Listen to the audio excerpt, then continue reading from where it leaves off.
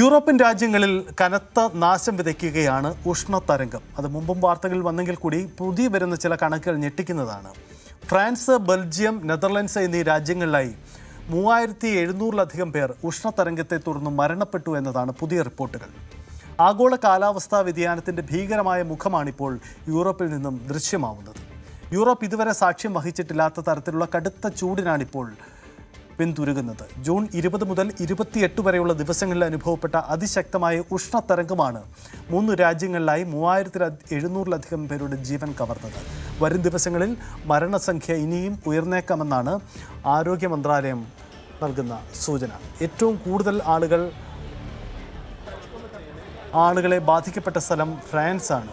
2025 പേരാണ് ഫ്രാൻസിൽ മാത്രം ചൂട് താങ്ങാനാവാതെ മരണപ്പെട്ടത്. ഇതിൽ ഭൂരിഭാഗവും 45 വയസ്സിന് മുകളിൽ പ്രായമുള്ളവരാണ്. സാധാരണ ആഴ്ചകളെ അപേക്ഷിച്ച് ജൂൺ അവസാന വാരം ഫ്രാൻസിലെ വീടുകളിൽ വെച്ചുണ്ടായ മരണങ്ങളിൽ 91% വർധനമാണ് രേഖപ്പെടുത്തിയിരിക്കുന്നത്.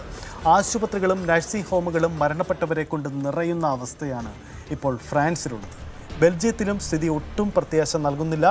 1200ഓളം പേരാണ് ഇവിടെ മരണപ്പെട്ടത്. ഇതിൽ 530 പേരും 85 വയസ്സിന് മുകളിൽ പ്രായമുള്ള വയോധികരാണ്.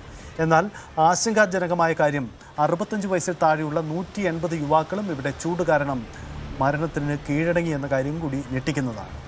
ബെൽജിയത്തിൻ്റെ ചരിത്രത്തിൽ ആദ്യമായിട്ടാണ് ഒരു ഉഷ്ണതരംഗത്തിൽ ഇത്ര അധികം ആളുകൾ മരിക്കുന്നത്.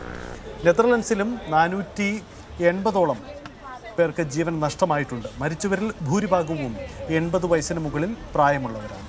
ആഗോള കാലാവസ്ഥാ വ്യതിയാനം തന്നെയാണ് ഈ ദുരന്തത്തിന് പിന്നിലെ പ്രധാന വില്ലനെന്ന് ശാസ്ത്രലോകം തന്നെ അടിവരയിട്ട് പറയുന്നു. കടുത്ത ചൂടിനെ തുടർന്ന് പലയിടങ്ങളിലും വൈദ്യുതി വിതരണം പൂർണ്ണമായും തടസ്സപ്പെട്ടു.